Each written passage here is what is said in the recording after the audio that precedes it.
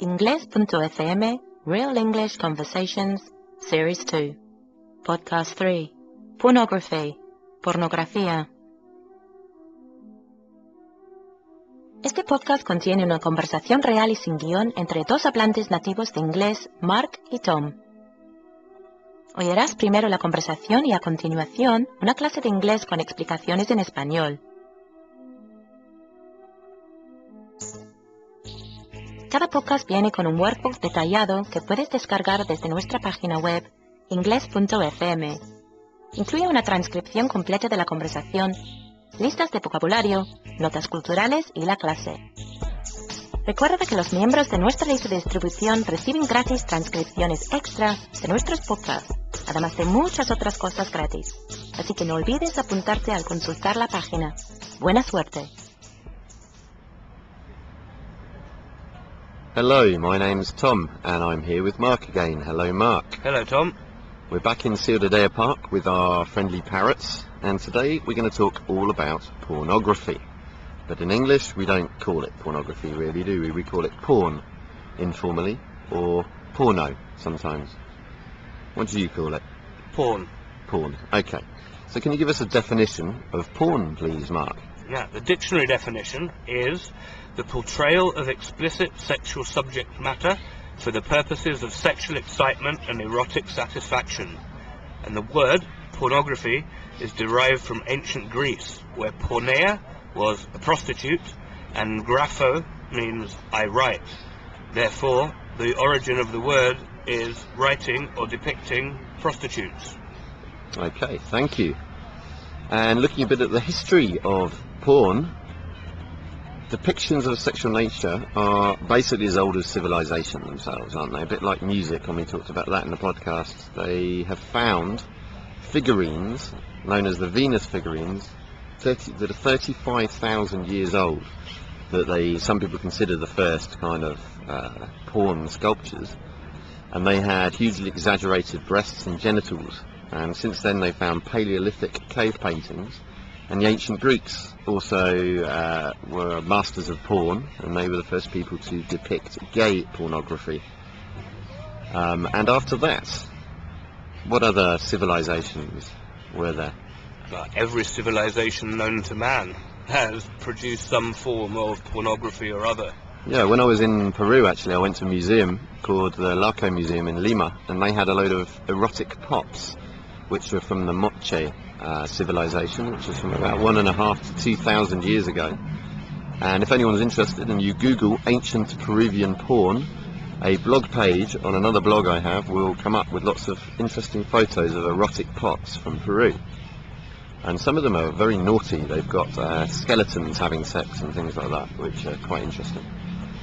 Anyway, what happened with the Pompeii porn?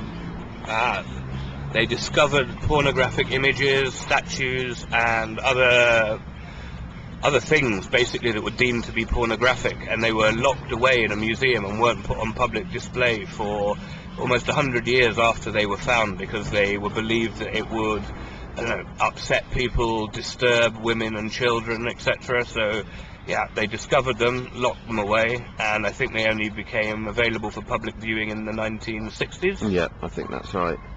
Yeah, only the educated elite was allowed to go and have a look at this porn then. So it wouldn't morally corrupt the masses. Yeah, and that brings us quite nicely onto the 1857 Obscene Publications Act in the UK, which was the first law in the world criminalising pornography.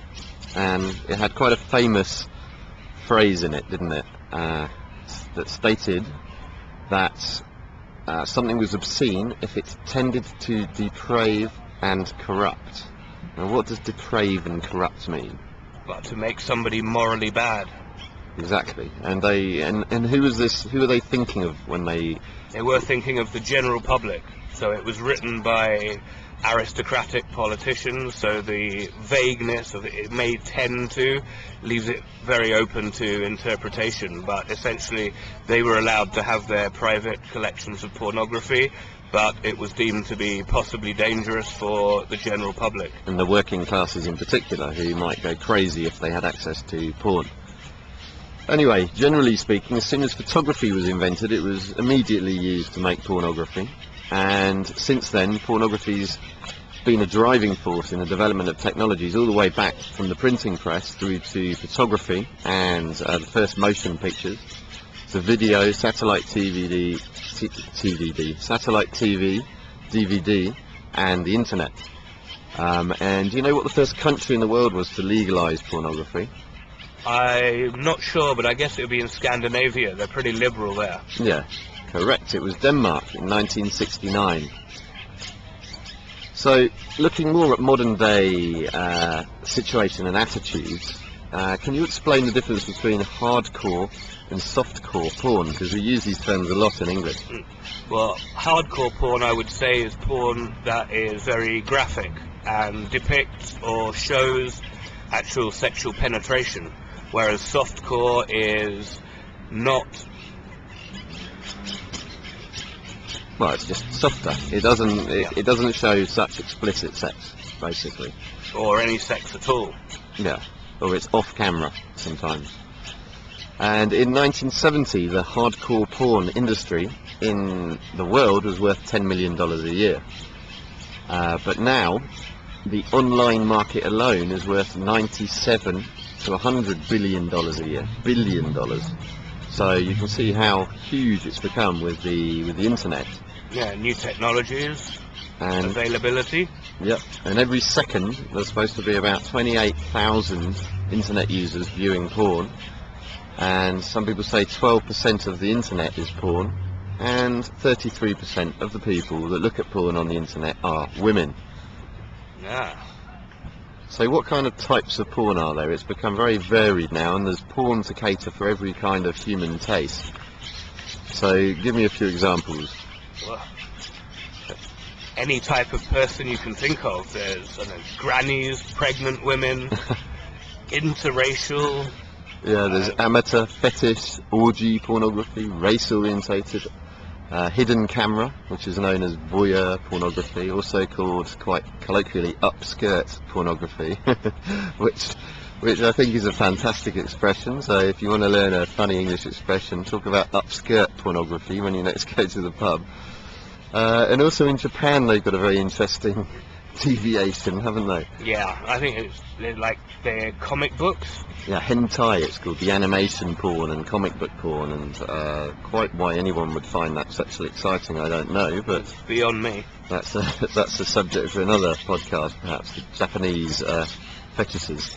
Anyway, did you know that the first 3D porn film was made in Hong Kong this year?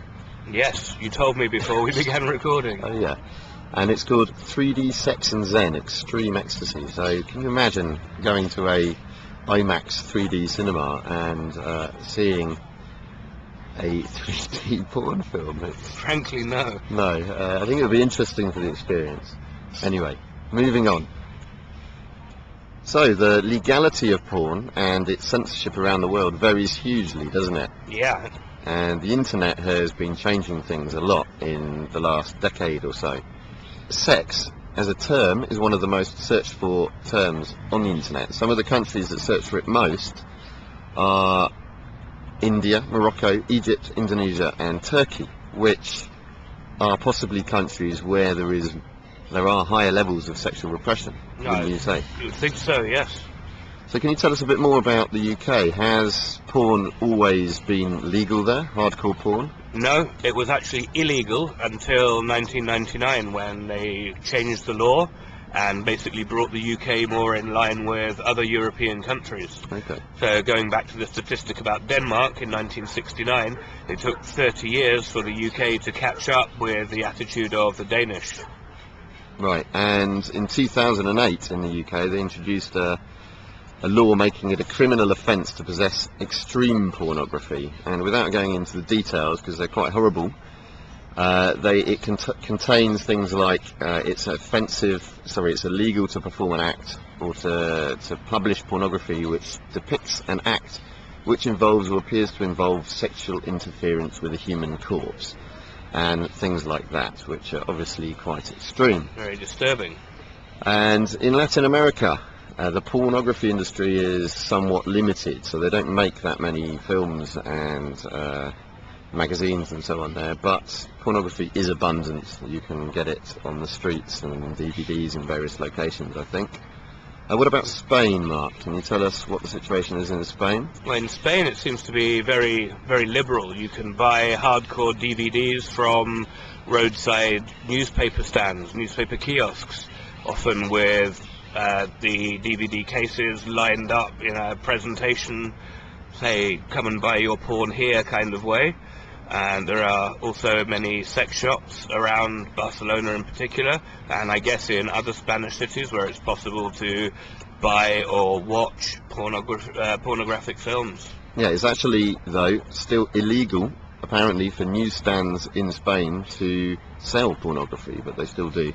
Or to display it, sorry, I think they can sell it, but they can't display it openly. And I'm sure someone's turning a blind eye, because every kiosco I've seen has DVDs in. Yes, full of them. And Europe's biggest porn company is based in Barcelona. It's called the Private Media Group. Some people may have heard of that. I hadn't. No. And in the USA, from 1975, with the huge increase in publicly available porn, there was actually a decrease in the number of sexual assaults per capita. And there are various theories on this, and some people say it's directly correlated, other people say there's no link whatsoever, it was just to do with the other things and the way society was changing. But, you know, it's food for thought. Definitely. So what about some famous porn films and actors? Who are your favourites? I wouldn't know about favourites, but having done some research, probably the most famous porn film of all time is the 1972 film Deep Throat with Linda Lovelace. Another very famous one, again from the 70s, is Debbie Does Dallas with Debbie Bambi Lewis.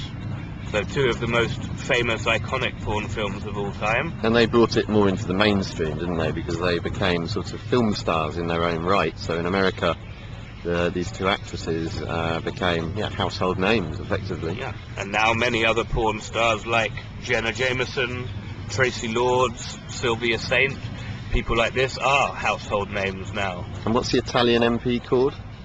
La Cicciolina? Cicciolina, yes. She was a famous porn star in Italy, and she became a member of parliament there.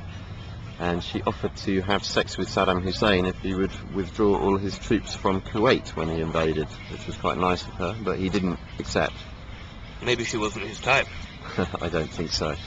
Anyway, so generally, to conclude, what has happened with porn over the ages and towards public attitudes, and how might it change in the future? I think it should basically become mainstream now. Porn used to be a very taboo subject, whereas now there's a big crossover. You have ex-porn stars being television celebrities, you have porn readily available, much more so than before. And maybe what would be deemed pornographic 20 years ago is available in a normal men's magazine, in a regular newsagent. So everyone's attitude has become more liberal, and I think the shock value of pornography has gone from the general public compared to what it was. Yeah, and also children are exposed to porn. I hate to say it, but children, there were some stats I read, I can't remember them, but saying that children have access to porn via the internet now from such a young age that they just become desensitised to it and it becomes normal to them. I don't know whether that's a good or a bad thing, but anyway. But in a mild form, any form of advertising is often very sexually explicit. That could be considered a mild form of porn. The general sexuality, pornography, that whole genre has become much more in the public domain recently than it was before, so people are more used to it. Maybe don't even think about it. Well, in a democratic society, I think people should have the right to access these things if they're consenting adults and they weren't made under duress or anything like that. Yeah, so in a way, it should be limited, but within sensible, respectful ways, and maintaining the individual freedom of choice. Exactly. Thanks very much for joining us. Bye-bye. Bye-bye.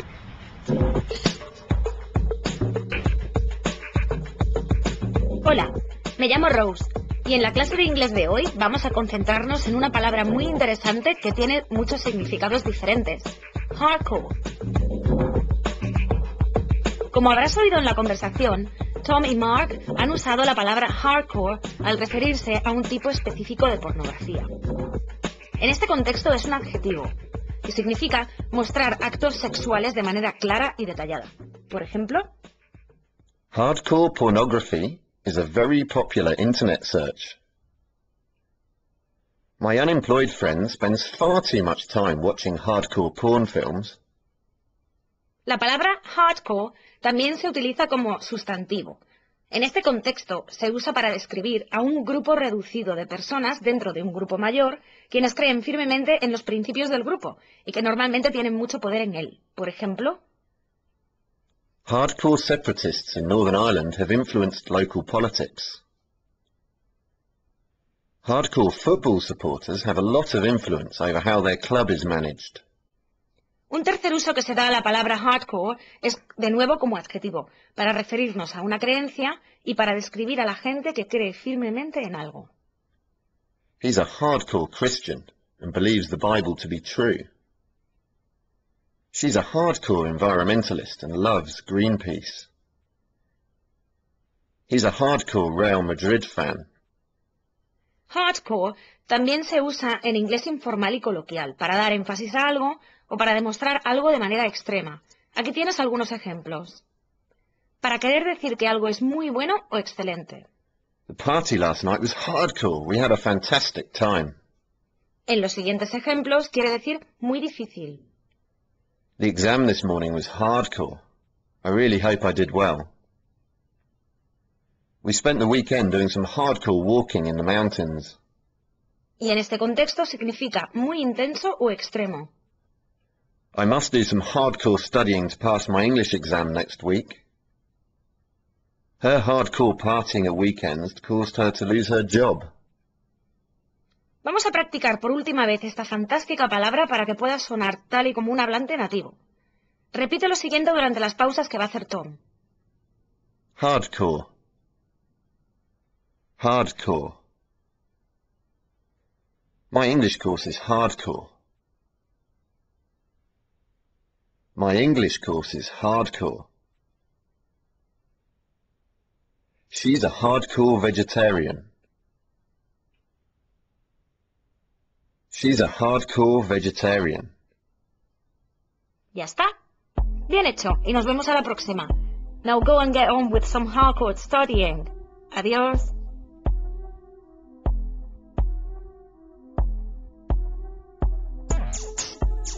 Gracias por acompañarnos con este podcast de Inglés.fm. Recuerda que el webbook contiene una transcripción completa de la conversación, listas de vocabulario, notas culturales y la clase. Lo puedes descargar de forma instantánea desde Inglés.fm. Nos vemos.